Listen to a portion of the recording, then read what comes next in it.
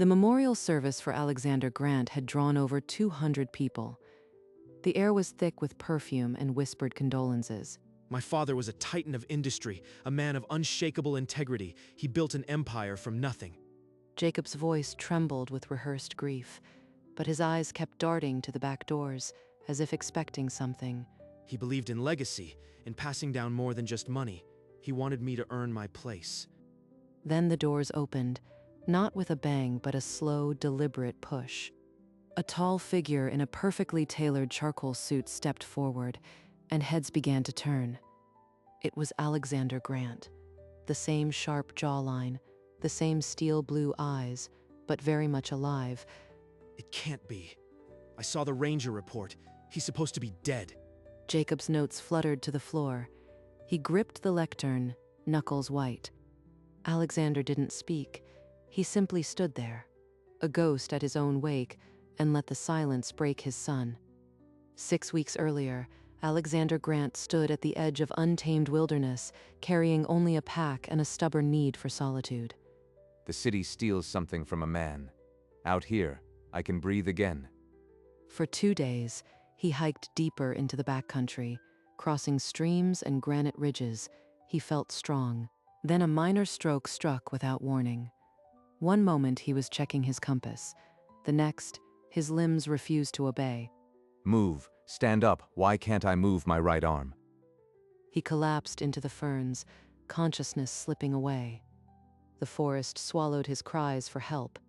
Days later, a search and rescue ranger found his abandoned camp. The tent had collapsed, gear scattered by animals. There was no sign of a body, no trail, just a cold campfire and a lone hiking boot. After a 3-day grid search, the rangers filed their report. Alexander Grant, missing and presumed deceased. The call to his son Jacob was brief.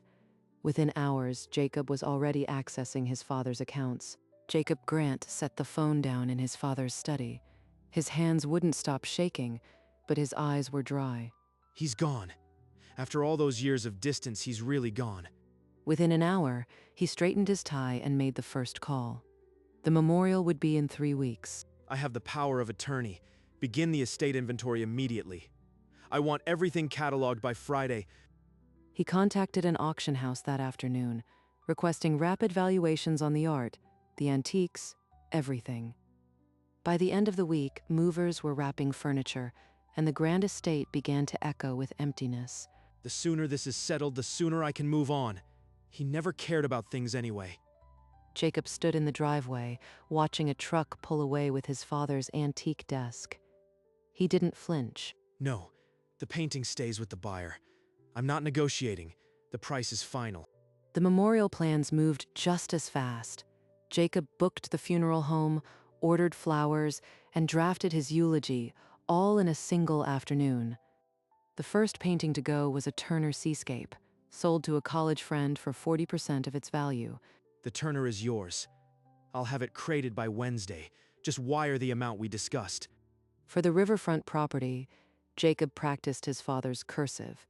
The pen scratched across the title transfer. There's no crime when the dead have no use for property.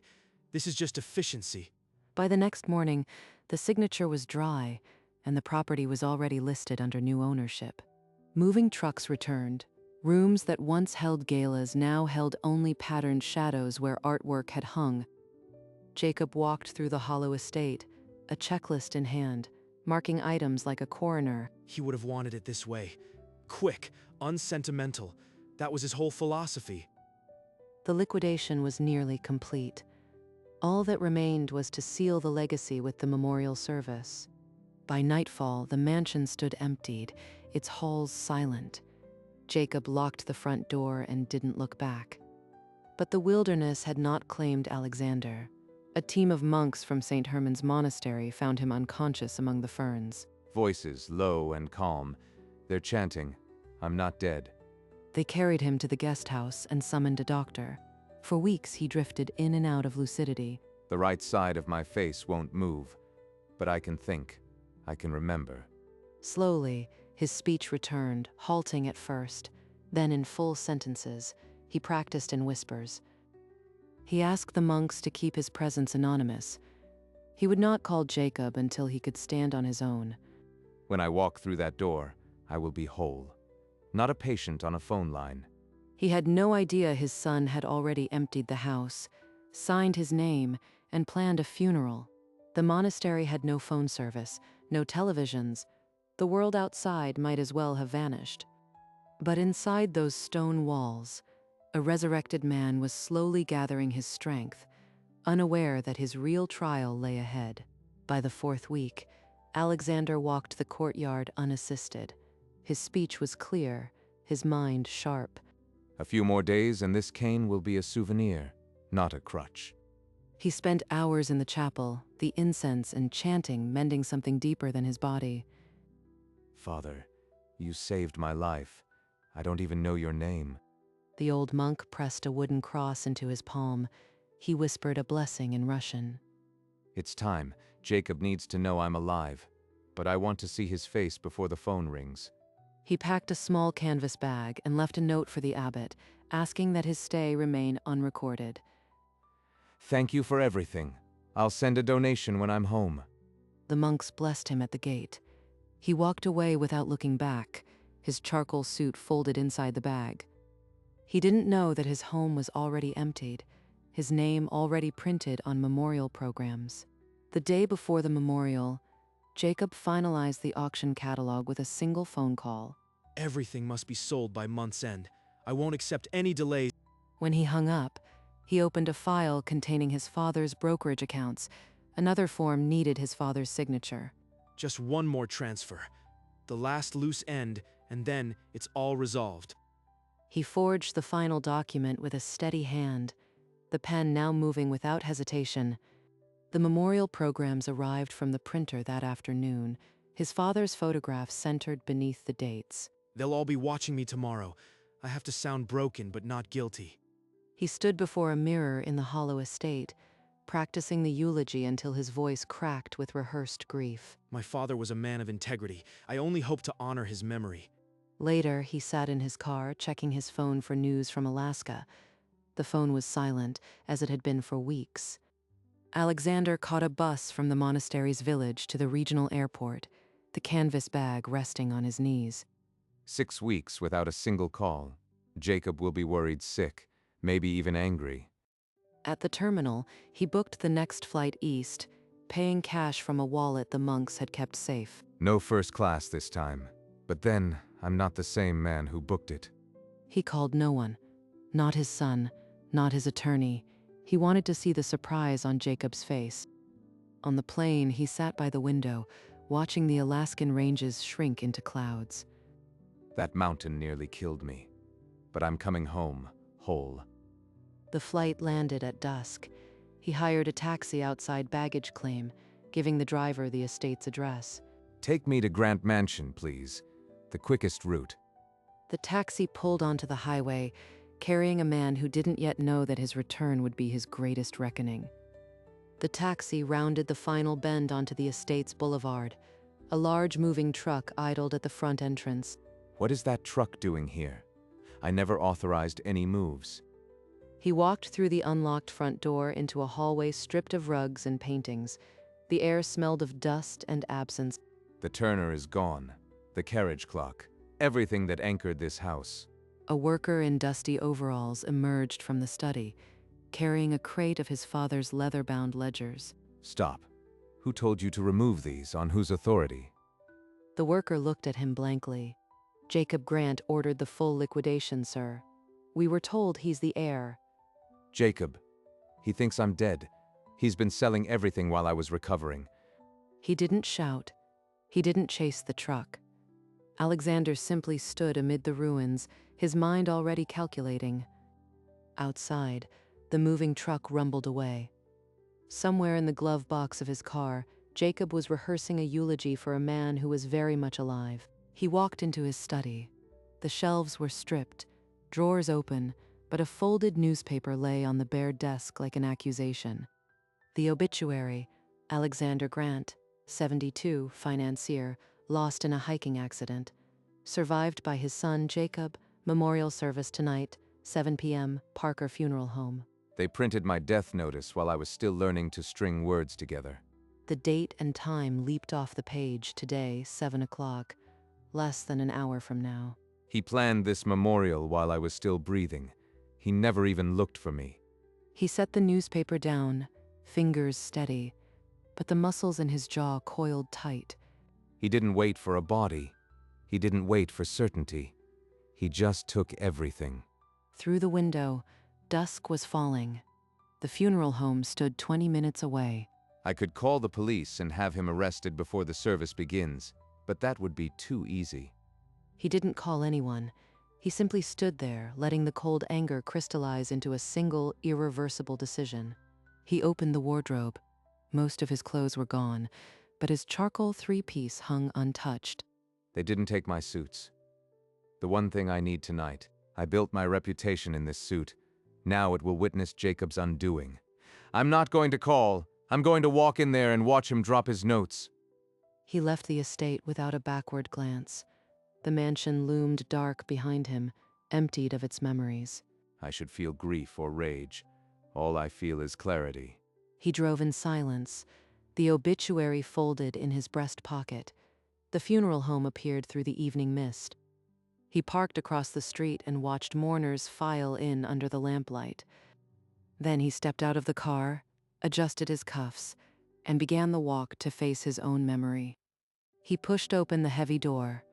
In that moment, a ghost became the judge. The foyer was dim, heavy with the scent of lilies. Through the inner doors, a voice echoed Jacob's voice. He sounds polished. No quiver, no break. He's been practicing. Then he caught the words. Alexander Grant was a man of... The rest blurred under the pounding in his ears. He's using my name like a prop to sell himself as the grieving heir. Alexander pictured the scene, the easel with his photograph, the white floral stands, 200 faces all turned toward Jacob. He laid a hand flat against the door. It was cool, solid. Just beyond, his son was writing his legacy. They're all here for me, and Jacob is already spending the inheritance he didn't earn. Through the wood, he heard a ripple of murmured agreement. The crowd was with him. So was the ghost outside. He wrapped his fingers around the brass handle, took a single slow breath. The moment hung in the balance, suspended between life and the lie that had swallowed it. Alexander pushed open the door. The light from the hall outlined his silhouette against the dim room. The creak of hinges silenced the room instantly. Mourners turned toward the back, their faces shifting to confusion. A woman in the front row gasped, then another. The sound rippled through the pews like a crack in ice. Jacob's voice faltered mid-sentence, then died. He stared at the figure in the doorway, his face bleaching pale. The typed pages slipped from his fingers, scattering like white birds across the lectern and floor. Alexander's half-smile curved, calm as still water. His steel blue eyes held no anger, only a terrible patience. The two men locked eyes across the hall, the distance between them a chasm of deceit. The photograph on the easel, Alexander's own smiling portrait, looked back at the living man, a haunting mirror. No one breathed. The wake had become a judgment, and every soul in that room knew it. Alexander took one slow step forward, and the floorboards creaked like a sentence pronounced. He took another step, then another, the floorboards marking his slow advance. No one moved, no one breathed.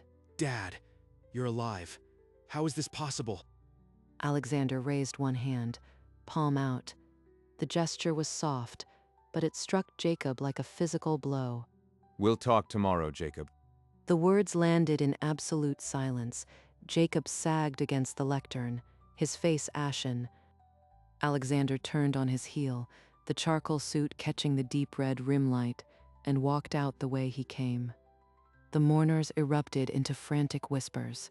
Some rose, clutching coats and purses, uncertain whether to flee or stay. Jacob stood frozen amid the scattered notes, the floral arrangements, the photograph of a man he'd already buried. He's alive. He knows everything. It's all over. The door clicked shut behind Alexander, leaving a wake in ruins. A room full of strangers mourning a man who had just walked out. The guests fled like a tide receding. Jacob stood amid the abandoned programs and wilted flowers.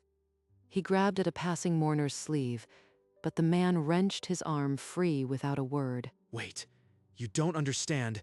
It was all a misunderstanding. No one turned. The last wave of black-clad figures pushed through the doors, leaving him alone with the lilies. They all think I killed him. They think I faked the whole thing. Jacob fled to the parking lot, keys slipping through his fingers. Inside the car, he gripped the wheel until his knuckles whitened. It's over. Everything I did. His signature is on every document. I need to stop the auction. Freeze the accounts. He's alive and he's going to destroy me. He drove to the estate and spent the night in the gutted study, feeding incriminating papers into the fireplace one by one. By morning, the ashes were cold. He sat among them, waiting for the knock that would end everything. But the knock did not come for Jacob. It came for Alexander at dawn, when his lawyer delivered a banker's box of records. Every transaction leaves a trail. Let's see how deep my son's trail runs. He spread the documents across the desk. The property transfer was on top, his forged name scrawled across the bottom. Not even a good forgery, he rushed. Greed made him sloppy. He called the auction house. The Turner had sold for 40 cents on the dollar. The buyer was listed as a college acquaintance of Jacob's. He didn't just steal. He gave away my legacy to his friends for pocket change. By mid-morning, Alexander had compiled a list: 3 forged signatures, 2 undervalued property transfers, and an auction catalog filled with items sold below market. Send me the original partnership agreement from 1985 and freeze all accounts linked to Jacob Grant's power of attorney. He hung up and sat in silence. The evidence was damning, but he did not call the police. Prison would be too merciful. He needs to understand what he threw away. That afternoon, Alexander sat opposite his attorney in a downtown office, the city skyline at his back. I'm not sending my son to prison, but I will not leave him a dime of my estate. The attorney slid a draft across the polished wood. Irrevocable foundation. Jacob Grant excluded. He'll receive a small apartment and $4,000, the exact amount I had when I started at 23. The pen moved without hesitation. Alexander's signature sealed the punishment. The foundation would own everything: the mansion, the investments, the art.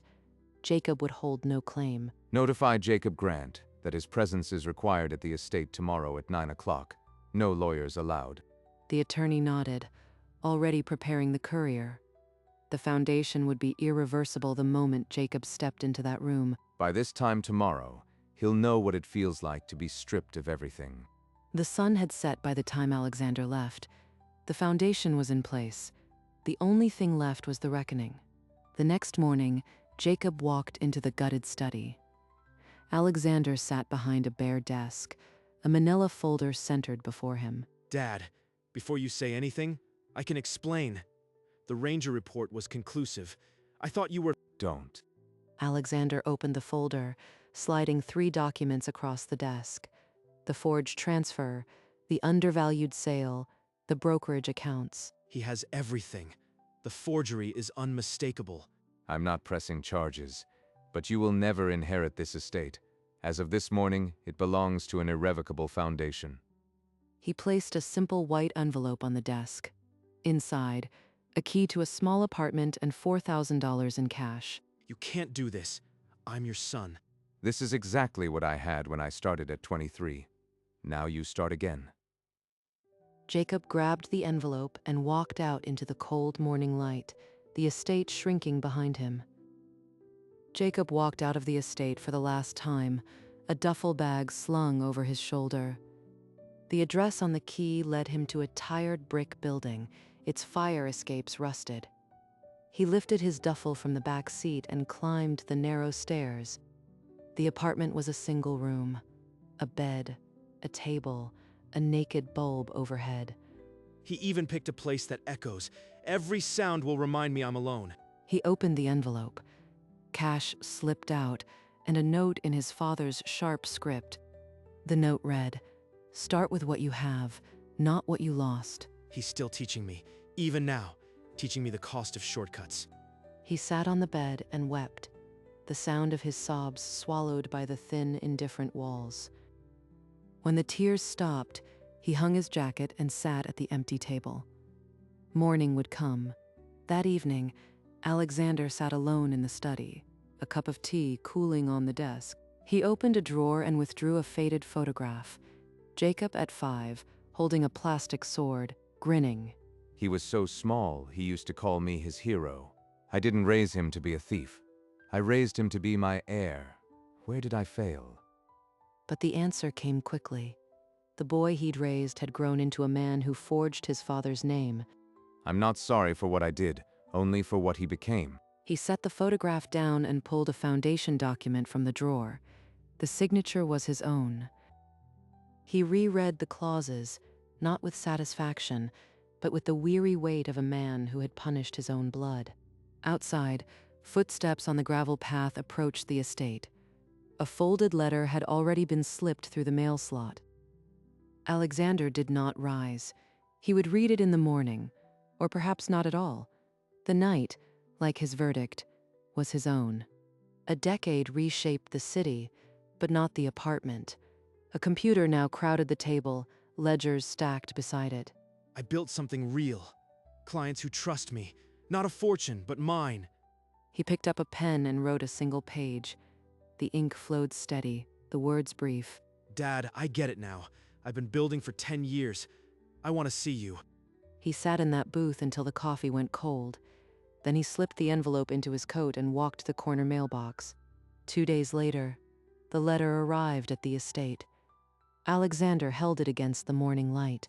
His handwriting hasn't changed. He still loops his G's the same way. He opened it slowly, the same steady fingers that had signed the foundation documents.